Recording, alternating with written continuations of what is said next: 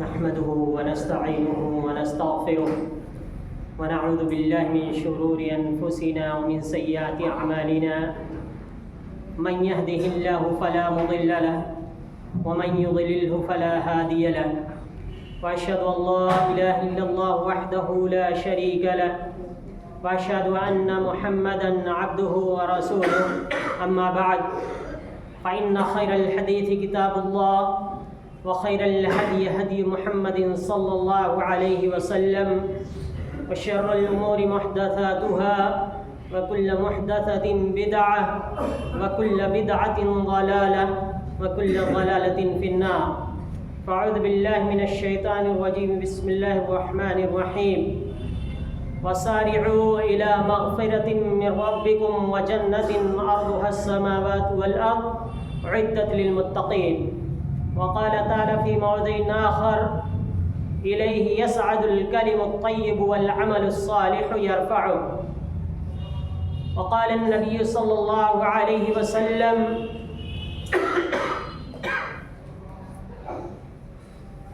إني أحب أن يرفع عملي وأنا صائم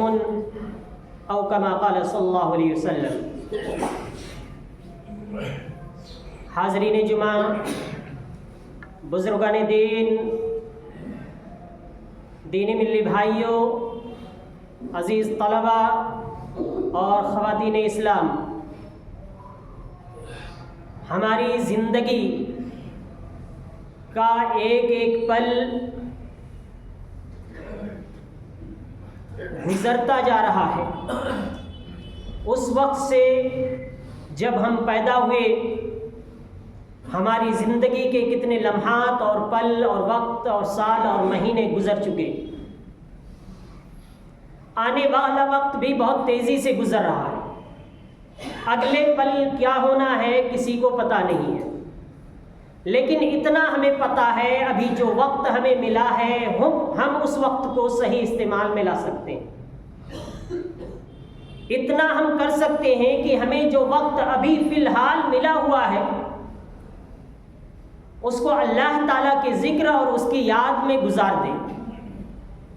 اللہ تبارک و تعالیٰ کی رضامندی اور خوشنودی کو تلاش کریں۔ انسان کے پیدا کرنے کے مقصد، جس مقصد کے لیے اس دنیا میں بھیجا گیا، آزمائش، عمل، کہ تم میں سے عمل کے اعتبار سے بہتر کون ہے، اس میں ہم کھرا اتر سکیں، پورے اتر سکیں اور اللہ تعالیٰ کو راضی اور خوش کر سکیں۔ مطلب اس کا یہ نہیں کہ ہم اپنی ذاتی ضروریات، زندگی کے لیے جو چیزیں ضروری ہیں اس سے منہ موڑ لیں، ہماری جو زندگی کی ضروری مصروفیات ہیں ان سے رشتہ کاٹ لیں، ان مصروفیات میں رہتے ہوئے، تجارت میں رہتے ہوئے، ڈیوٹی پر رہتے ہوئے، اپنے کام کو انجام دیتے ہوئے، پڑھائی کرتے ہوئے، ذکر اذکار میں لگے رہیں، اللہ تبارک و تعالیٰ کو نہ بھولیں۔ ہم پڑھائی کریں لیکن اس پڑھائی کرتے ہوئے ہم اللہ تبارک و تعالیٰ کی ذات سے غافل نہ ہو جائیں۔ ہم تجارت کریں لیکن تجارت کرتے ہوئے اپنے رب سے ہم غافل نہ ہو جائیں۔ ہم اپنی ڈیوٹی نبھائیں لیکن اس کا خیال رکھیں جو ہم ڈیوٹی کر رہے ہیں کیا اللہ تبارک و تعالیٰ نے ہمیں اس ڈیوٹی کی اجازت دی ہے، کیا ہم جو کما رہے ہیں اللہ تعالیٰ نے اس کمائی میں حلال طریقے سے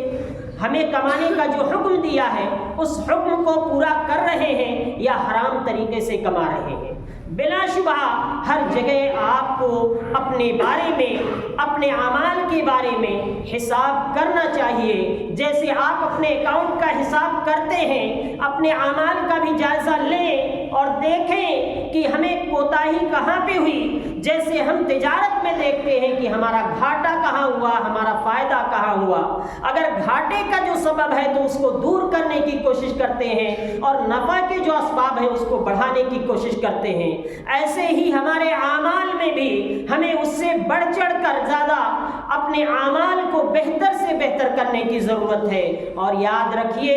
جو مہینے اور ایام گزر رہے ہیں ان کے بارے میں بھی ہم سے سوال کیا جائے گا، ہم سے پوچھا جائے گا کہ وعن عمرہ فیما افناہ، کہ بندے کے تعلق سے جو سوال کیے جائیں گے قیامت میں، ان میں ایک سوال یہ بھی ہوگا کہ اپنی زندگی کن چیزوں میں گزار دی، کیسے گزار دی، کس حالت میں گزار دی۔ اللہ تعالیٰ کو راضی کیا تھا، عبادت کی تھی، اچھے کام کیے تھے، بھلائی کے کام کیے تھے، لوگوں کے ساتھ اچھے سلوک کیے تھے، یا لڑائی جھگڑا کیا تھا، یا گالی گلوچ دی تھی، یا شرک کیا، یا بدعات میں زندگی گزاری، یا خواہشات نفسانی کی پیروی کی، یا جو من میں آیا کرتے رہے، ہم نے کسی کی پرواہ نہیں کی۔ یہ سب دیکھا جائے گا، ان سب کا حساب ہوگا۔ یہ ساری چیزیں اللہ تعالیٰ کے یہاں موجود ہوں گی۔ ہمارے کندھوں پہ کرامن کاتبین موجود ہیں جو ہمارے نامے اعمال کو لکھ رہے ہیں۔ ایک ایک پل، ایک ایک چیز ہمارے ریکارڈ کے طور پر اللہ تعالیٰ کے یہاں موجود ہوگی۔ اللہ تبارک و تعالیٰ کو ریکارڈ کی ضرورت نہیں ہے، یہ ریکارڈ ہمارے لیے ہوگا تاکہ ہمیں دکھائے کہ تم نے یہ کیا ہے۔ ہم بھول جاتے ہیں، ہمیں یاد نہیں رہتا ہے، ہم انکار کر جاتے ہیں۔ یہ گواہی کے طور پر اللہ تعالیٰ مادی طور پر ہمارے سامنے ثبوت پیش کر دے گا قیامت میں۔ لہذا یہ جو ایام اور وقت گزرتے جا رہے ہیں، ہمیں ان سے فائدہ اٹھانا چاہیے۔ انہی ایام، جن ایام میں انسان غافل ہو جایا کرتا ہے، اسی میں یہ مہینہ بھی ہے جس کو رسول اکرم صلی اللہ علیہ وسلم نے کہا کہ یہ شعبان کا مہینہ۔ شعبان کا مہینہ، صحابی رسول نے رسول اکرم صلی اللہ علیہ وسلم سے پوچھا، اے اللہ کے رسول صلی اللہ علیہ وسلم، میں آپ کو دیگر مہینوں میں اس قدر روزہ رکھتے ہوئے نہیں دیکھتا ہوں جس قدر شعبان کے مہینے میں کثرت سے روزہ رکھتے ہوئے پاتا ہوں۔ آخر کیا وجہ ہے؟ رسول اکرم صلی اللہ علیہ وسلم نے فرمایا، یہ وہ مہینہ ہے جو رجب اور رمضان کے درمیان میں پڑتا ہے۔ رجب حرمت والا مہینہ ہے، جن 4 مہینے حرمت والے ہیں ان میں سے ایک رجب کا مہینہ ہے، اور اس کے بعد والا مہینہ جو شعبان کے بعد ہے وہ رمضان کا مہینہ، جس میں لوگ عبادت خوب سے خوب کرنے کی کوشش کرتے ہیں، روزے رکھتے ہیں، قرآن کی تلاوت کرتے ہیں، ذکر و اذکار کرتے ہیں، مسجدوں کو آباد رکھتے ہیں، گھروں کو ہمیشہ ذکر و اذکار سے آباد رکھتے ہیں۔ لیکن انہی کے بیچ میں یہ مہینہ جو شعبان کا ہوتا ہے، اس مہینے میں لوگ غافل ہو جاتے ہیں۔ آپ نے فرمایا یغفل عنہ الناس بین رجب و رمضان، کہ رمضان اور رجب اور رمضان کے بیچ میں اس شعبان کے مہینے سے لوگ غافل ہو جاتے ہیں۔ اور اس کے بعد رسول اکرم صلی اللہ علیہ وسلم نے فرمایا، اس مہینے کے اندر اعمال اٹھائے جاتے ہیں۔ وَأَنَا أُحِبُّ أَن يُرْفَعَ عَمَلِي وَأَنَا صَائِمٌ، اور میں اس بات کو پسند کرتا ہوں کہ میرا نام اعمال اس حال میں اٹھایا جائے کہ میں روزے کی حالت میں ہوں، میں صوم کی حالت میں ہوں۔ تو یہ شعبان کا مہینہ ایسا ہے جس کے بارے میں صحابیہ بیان فرماتی ہے رسول اکرم صلی اللہ علیہ وسلم کے بارے میں، عائشہ صدیقہ رضی اللہ تعالیٰ عنہ، مستقمل رسول اللہ صلی اللہ علیہ وسلم صیام شہر الا رمضان، کہ رسول اکرم صلی اللہ علیہ وسلم نے کسی مکمل مہینے کا روزہ رمضان کے سوا نہیں رکھا۔ یعنی صرف رمضان کا مہینہ ایسا ہے جس میں پورے مہینے کا آپ نے روزہ رکھا ہو، اس کے علاوہ اور کسی مہینے میں آپ نے پورے مہینے کا روزہ نہیں رکھا۔ وما رأیتہ اکثر صیاما منہ فی شعبان، اور میں نے آپ کو شعبان کے مہینے سے زیادہ روزہ کسی اور مہینے میں رکھتے ہوئے نہیں دیکھا۔ یعنی رمضان کا تو پورا روزہ رکھتے تھے، رمضان جو فرض ہے، جس کے روزے فرض ہیں ہر مسلمان مرد عورت پر، اس کے روزے تو مکمل رکھتے تھے، لیکن رمضان کے علاوہ جو مہینے ہیں ان مہینوں میں شعبان کا مہینہ ایسا تھا جس کے روزے آپ کثرت سے رکھتے تھے، بلکہ بعض روایتوں میں ہے کچھ ایام کے سوا الا قلیلہ، کہ چند دنوں کے علاوہ پورے مہینے کا آپ روزہ رکھ لیا کرتے تھے۔ تو یہ شعبان کا مہینہ جو ہے یہ بڑی ہی اہمیت کا حامل ہے۔ اس میں ہمیں اللہ تبارک و تعالیٰ کی عبادت کرنی چاہیے جیسے رسول اکرم صلی اللہ علیہ وسلم نے کی۔ کیسے؟ جیسے رسول اکرم صلی اللہ علیہ وسلم نے کی تھی، اپنی منمانی نہیں، اپنی خواہشات کے مطابق نہیں کہ ایک دن بیچ میں روزہ رکھ لیا اور باقی پورا مہینہ خالی کر دیا۔ ایسا رسول اکرم صلی اللہ علیہ وسلم نے نہیں کیا۔ آپ صلی اللہ علیہ وسلم کیسے روزہ رکھتے تھے شعبان میں؟ پورے شعبان میں روزہ رکھتے تھے سوائے چند دنوں کو چھوڑ کر کے. اور اس مہینے کے احکام میں سے جو ایک حکم رسول اکرم صلی اللہ علیہ وسلم نے ذکر کیا، لا یتقدمن احدکم بصوم یوم او یومین، کہ تم میں سے کوئی بھی شخص رمضان سے پہلے 1 یا 2 دن پہلے روزہ نہ رکھے. ایسا نہ کرے کہ چلو ہم تھوڑا سا 2 دن پہلے احتیاط کے طور پہ روزہ رکھنا شروع کر دیں شعبان کے مہینے. اس کی اجازت قطعا نہیں ہے، بلکہ آپ صلی اللہ علیہ وسلم نے دوسرے ابو ہریرہ رضی اللہ تعالیٰ عنہ نے دوسرے حدیث میں بیان فرمایا، من صام یوم الشک فقط عصى ابا القاسم، جس نے شک کے دن کا روزہ رکھا اس نے ابو القاسم یعنی رسول اکرم صلی اللہ علیہ وسلم کی کنیت ہے، آپ رسول اکرم صلی اللہ علیہ وسلم کی اس نے نافرمانی کی. یعنی شعبان کا روزہ آپ صلی اللہ علیہ وسلم کثرت سے رکھتے ضرور تھے، لیکن آخر کے 2 دنوں کے روزے سے منع کرتے تھے. کوئی یہ کہے کہ نہیں ہو سکتا ہے چاند نکل گیا ہو، ہمیں نظر نہیں آیا ہو، بقیہ لوگوں کو نظر نہیں آیا، ہمیں بھی نظر نہ آیا، یا لوگوں نے نہ دیکھا ہو، نکل گیا ہو بادل ہے. شریعت نے اس کی اجازت نہیں دی. یہاں ہمیں منمانی کی اجازت نہیں ہے دی ہے. رسول اکرم صلی اللہ علیہ وسلم نے کہا کہ نہیں، اگر کسی نے نہیں دیکھا تو 30 دن پورے کرو.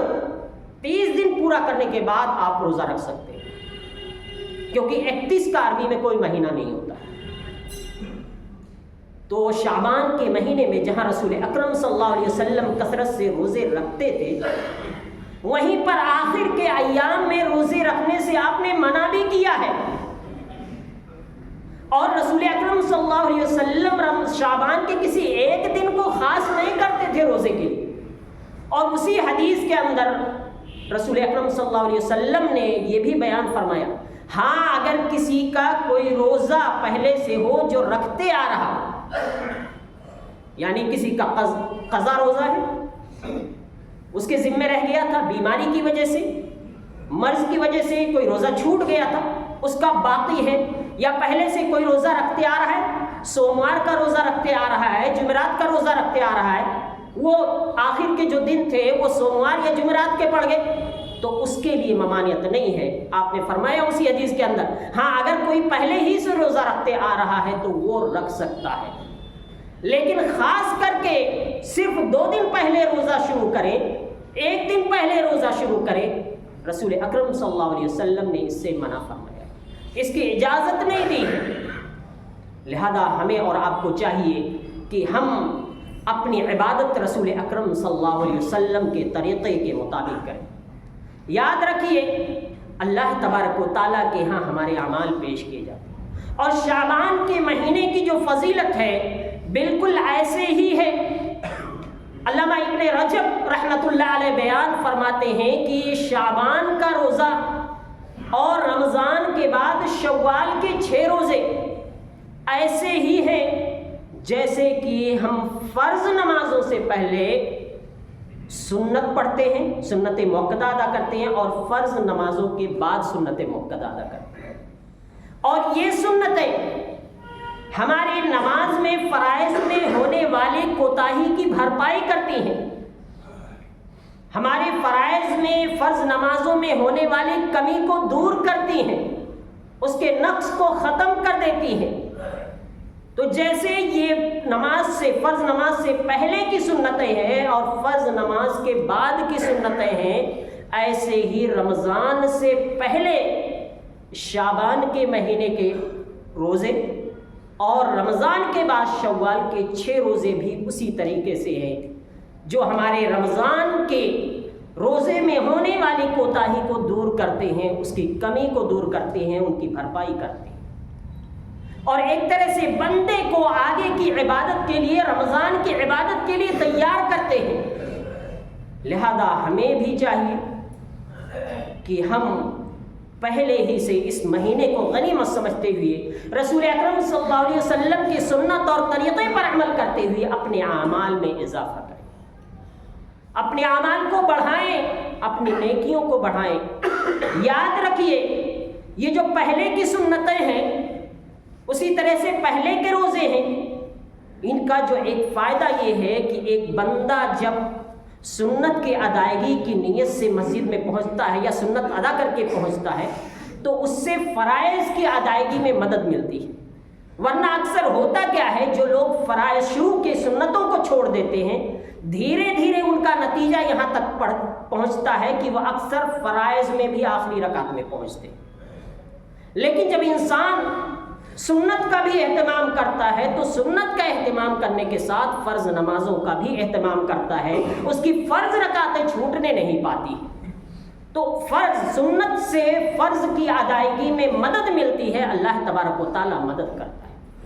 لہذا ہمیں بھی چاہیے کہ ہم رسول اکرم صلی اللہ علیہ وسلم کی سنت کو اپنائیں اور اس کے مطابق عبادت کرتے ہیں. یاد رکھیے، یہ شعبان کا مہینہ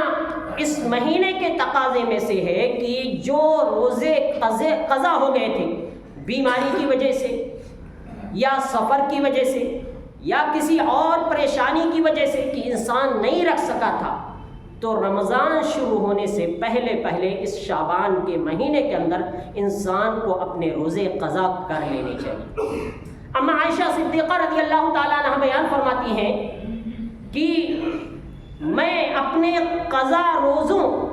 کو شعبان ہی میں پورا کر پاتی تھی، رسول اکرم صلی اللہ علیہ وسلم کے ساتھ مصروف ہونے کی وجہ سے. یعنی شعبان کے مہینے میں جہاں یہ پتہ چلا کہ اس مہینے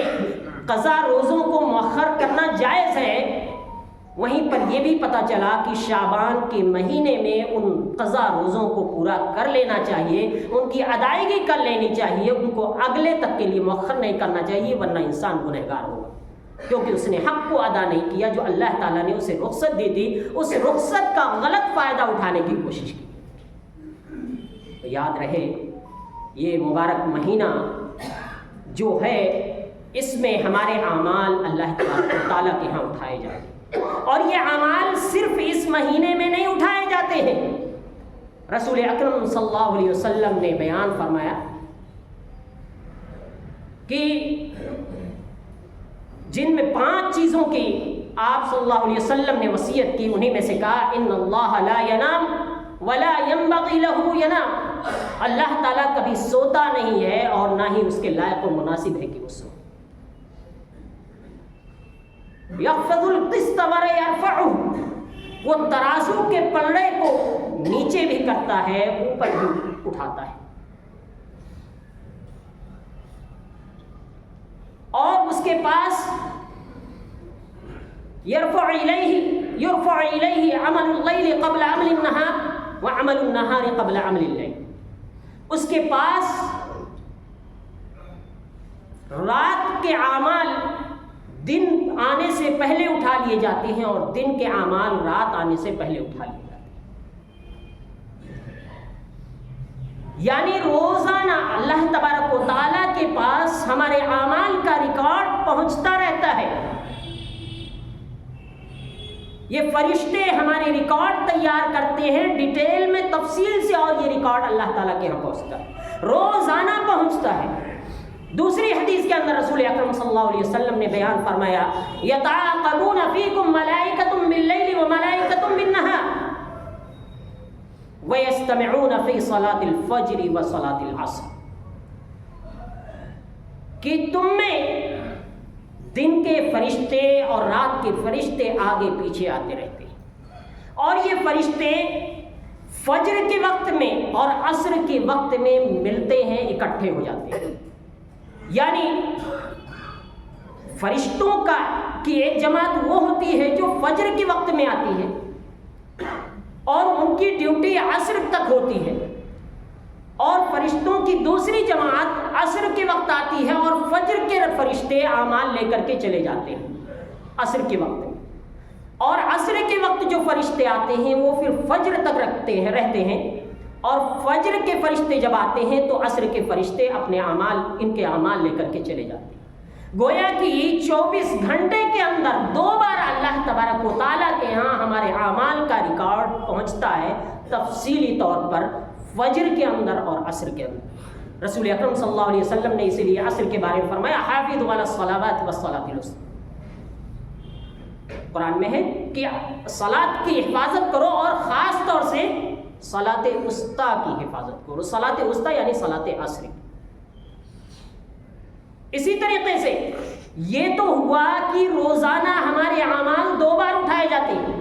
پھر ہفتے کے اندر ہمارے اعمال 2 بار اٹھائے جاتے ہیں۔ رسول اکرم صلی اللہ علیہ وسلم نے اس کو بھی ذکر فرمایا۔ اور جب دن کے اعمال اٹھائے جاتے ہیں 24 گھنٹے کے اندر، اللہ تبارک و تعالیٰ ان سے پوچھتا ہے فرشتوں سے، کیف ترکتم عبادی، کہ میرے بندوں کو کیسے چھوڑا؟ فرشتے کہتے ہیں ترکناہم وہم یصلون اتیناہم وہم یصلون، اگر نمازی ہوتے ہیں، عبادت گزار ہوتے ہیں، تو وہ کہہ رہے ہوتے ہیں کہ ہم نے ان کو اس حال میں چھوڑا کہ وہ صلاۃ ادا کر رہے تھے، اور ہم ان کے پاس اس وقت پہنچے جب وہ صلاۃ ادا کر رہے تھے۔ تو ذرا سوچئے جو لوگ عصر اور فجر کی نمازیں چھوڑ کر کے سوتے رہتے ہیں، ان کے بارے میں کیا ریکارڈ پہنچ رہا ہو۔ یہ روزانہ ریکارڈ پہنچتا ہے اور اللہ تبارک و تعالیٰ کو اس کی خبر ہوتی ہے۔ اسی طریقے سے ہفتے کے اندر 2 بار ہمارے نام اعمال اللہ تعالیٰ کے ہاں اس سے تھوڑے مختصر انداز میں پیش کیے جاتے ہیں، ایک ہفتے کے اعتبار سے، ہفتے کے اعتبار سے پیش کیے جاتے ہیں۔ رسول اکرم صلی اللہ علیہ وسلم نے فرمایا کہ عمل کو، بندے کے عمل کو جو ہفتے میں 1 بار پیش کیا، ہفتے میں 2 بار پیش کیے جاتے ہیں۔ فی الجمعۃ مرتین، ہفتے میں 2 بار پیش کیے جاتے ہیں، یوم الاثنین و یوم الخمیس، ایک تو سوموار کا دن ہے اور دوسرے جمعرات کا دن ہے۔ یہ 2 دن وہی دن ہیں جن کے بارے میں رسول اکرم صلی اللہ علیہ وسلم نے صوم رکھنے کے لیے کہا ہے، اور آپ صوم رکھا کرتے تھے، روزہ رکھا کرتے تھے، کیونکہ یہ وقت ہے جب اعمال اللہ تعالیٰ کے ہاں پیش کیے جاتے ہیں ان ایام۔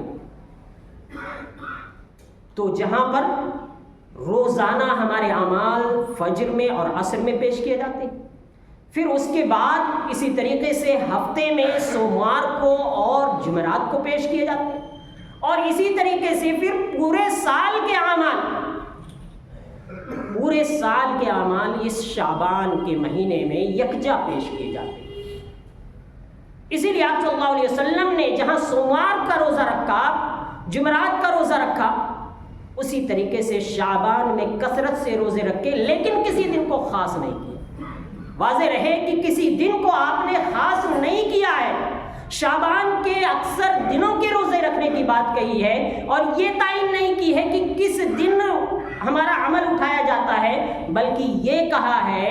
آپ نے کہ عمل اٹھایا جاتا ہے اور اکثر دنوں میں آپ روزہ رکھا کرتے تھے۔ اسی سنت اور اسی طریقے کے مطابق ہمیں بھی رسول اکرم اللہ تبارک و تعالیٰ کی عبادت کرنی چاہیے اور اللہ تبارک و تعالیٰ سے رونا اور گڑگڑانا چاہیے۔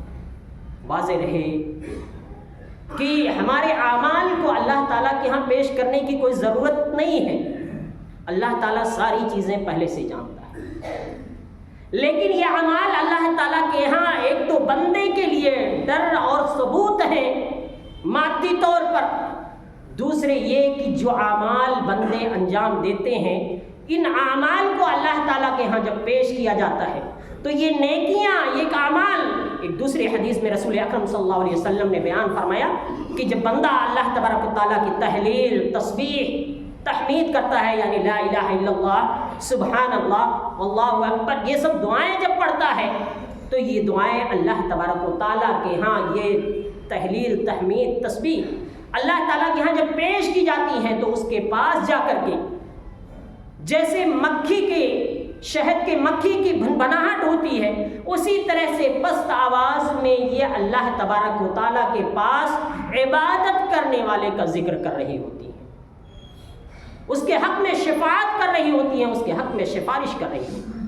تو ان اعمال کو پیش کرنے کا جو فائدہ ہوتا ہے کہ انسان کی سفارش یہ عبادتیں کر رہی ہوتی ہیں، یہ تسبیح اور تحمید کر رہی ہوتی ہیں، لہذا ہمیں کثرت سے اللہ تبارک و تعالیٰ کا ذکر و اذکار کرنا چاہیے، تسبیح سبحان اللہ پڑھنا چاہیے، والحمدللہ پڑھنا چاہیے، لا الہ الا اللہ پڑھنا چاہیے، اللہ اکبر پڑھنا چاہیے، اور یہ چیزیں جنت میں پودا ہیں ہمارے اعمال کے طور پہ، کہ یہ جنت میں جب کوئی بندہ ان کو پڑھتا ہے تو اللہ تبارک و تعالیٰ اس کے ذریعہ ان کے لیے جنت کے کیاریوں میں پودا لگاتا ہے،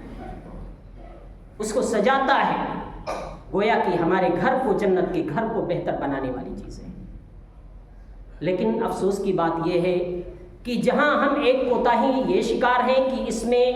جس طریقے سے رسول اکرم صلی اللہ علیہ وسلم نے عبادت کا حکم دیا ہے یا کرتے تھے، ہم عبادت نہیں کرتے ہیں اور غفلت کا شکار رہتے ہیں۔ وہیں پر ایک دوسری انتہا یہ ہے کہ کچھ لوگ عبادت کے نام پر اس میں طرح طرح کی رسوم و رواج اور بدعتوں کو لے آتے ہیں اور وہ عمل انجام دیتے ہیں جو رسول اکرم صلی اللہ علیہ وسلم نے کیا ہی نہیں بلکہ اس سے روکا بھی۔ جیسے مثال کے طور پر اس دن کو خاص کر لینا کہ نہیں اسی دن روزہ رکھیں گے، 15 شعبان کی رات کو خاص کر لینا، بس صرف اسی رات میں عبادت کریں گے۔ یہ شارٹ کٹ کا جو طریقہ ہے یہ غیر مسلموں سے آیا ہے ہمارے معاشرے کے اندر کہ ایک دن مدر ڈے منا لیا، ایک دن ویمن ڈے منا لیا، ایک دن چلڈرن ڈے منا دیا اور باقی سارے دن ہم آزاد ہو گئے۔ ماں کی خدمت پوری زندگی کرنی ہے جب تک وہ باحیات ہیں، اسی میں ہمارے لیے کامیابی۔ ایک خاتون کی عزت و اکرام پوری زندگی کرنی ہے کہ ایک دن ویمن ڈے منا کر کے نہیں کرنی ہے۔ چلڈرن ڈے بچے کی تربیت، تعلیم، اس کی دیکھ ریکھ ہمیں پوری زندگی کرنی ہے جب تک ہماری نگرانی میں ہے۔ صرف ایک دن منا کر کے کام نہیں چلے گا۔ تو جیسے یہ سب طریقے تھے ویسے ہی ہم نے بھی ایجاد کر لیا کہ چلو 15 شعبان کو عبادت کر لیں، پورے رمضان یا پورے سال پھر اس کے بعد آزاد ہو گئے، ہمیں عبادت کی ضرورت نہیں ہے۔ قطعاً نہیں، یہ اسلام نہیں ہے، یہ لوگوں کی ایجاد کردہ بدعتیں ہیں۔ رسول اکرم صلی اللہ علیہ وسلم نے پورے شعبان میں روزہ رکھا چند دنوں کو چھوڑ کر کے، ہمیں بھی ویسے ہی روزہ رکھنا چاہیے، کسی دن کو خاص نہیں کرنا چاہیے۔ لوگ اس دن میں خاص طور سے بعض ضعیف روایتوں کو بنیاد بنا کر کے قبرستان جاتے ہیں، چراغاں کرتے ہیں، وہاں پر جا کر کے اور نہ جانے کیا کیا آتش بازی خرافات کرتے ہیں۔ واضح رہے آتش بازی کی جو شروعات ہوئی، مسجدوں میں جو خوشبودار آگ جلانے کی شروعات ہوئی، یہ برامکہ کے زمانے میں ہوئی، جو عباسیہ خلافت کے دور میں آئے تھے۔ یہ آتش پرست تھے، مجوسی تھے، مجوسیت سے نکل کر کے آئے تھے اور انہوں نے اس کی شروعات کی تھی اور ان کے دل کے اندر یہ چیز تھی۔ اسی طریقے سے قبروں پر جانا، رسول اکرم صلی اللہ علیہ وسلم نے کسی دن کو قبر پہ جانے کے لیے خاص نہیں کیا۔ کہا آپ نے فرمایا فَإِنَّهَا تُذَكِّرُ الْآخِرَةَ کہ كُنْتُ نَحِيتُكُمْ عَنْ زِيَارَةِ الْقُبُورِ فَزُورُوهَا کہ میں نے تمہیں قبروں کی زیارت کرنے سے منع کیا تھا لیکن اب تمہیں اس کی اجازت ہے۔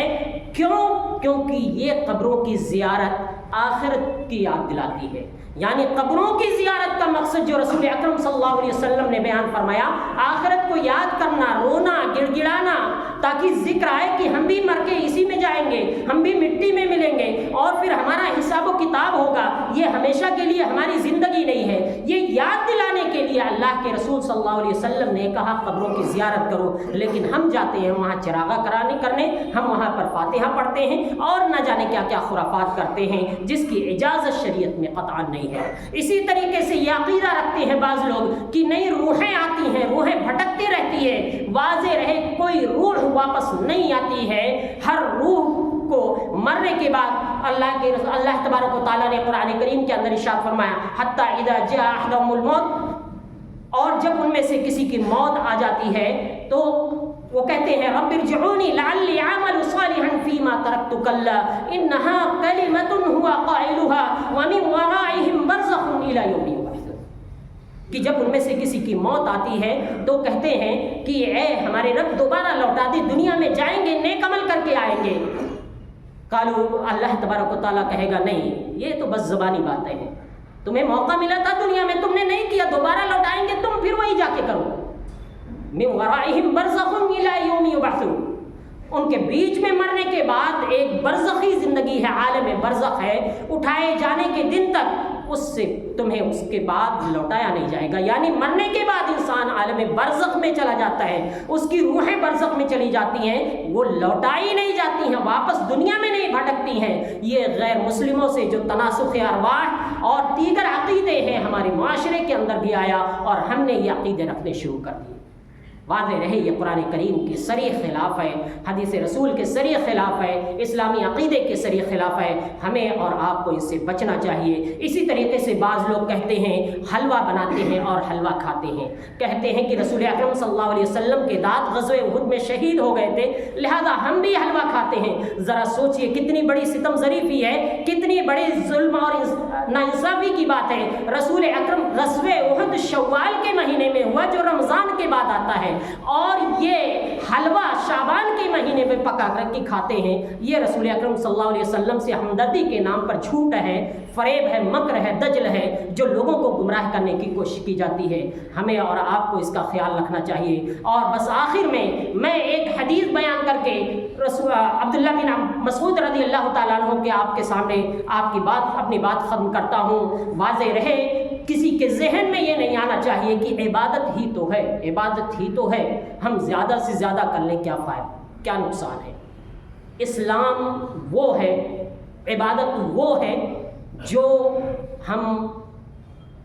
کتاب اللہ کے مطابق کرتے ہیں، قرآن کے مطابق، اور جو رسول اکرم صلی اللہ علیہ وسلم کی سنت کے مطابق کرتے ہیں۔ اگر وہ چیز قرآن میں نہیں ہے، رسول اکرم صلی اللہ علیہ وسلم سے ثابت نہیں ہے، وہ عبادت نہیں ہے، کیونکہ آپ نے فرمایا من عمل عملا لیس علیہ امرنا فہو رد، جس نے ایسا عمل کیا جو ہمارے دین کے مطابق نہیں ہے، ہمارے بتائے ہوئے طریقے کے مطابق نہیں ہے،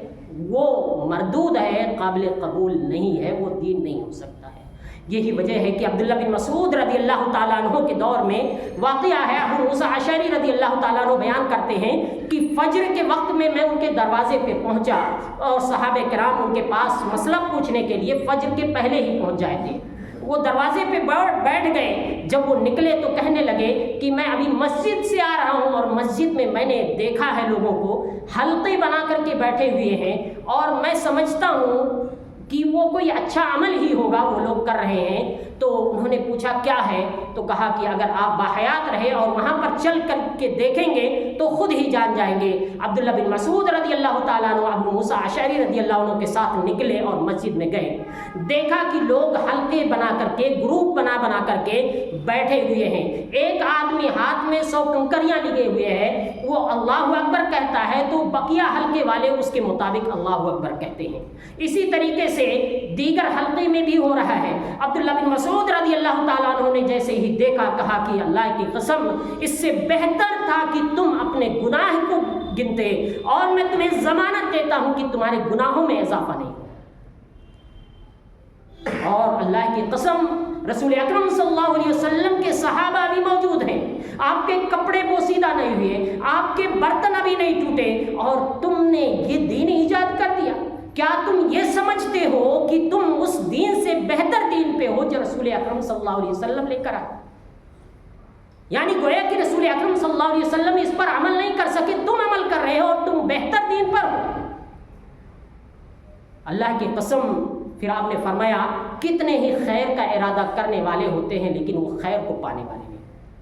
یہاں یہ حدیث ذکر کرنے کا مطلب یہ کہ عبداللہ بن مسعود رضی اللہ عنہ نے وہ تکبیر پڑھ رہے تھے، تحمید پڑھ رہے تھے،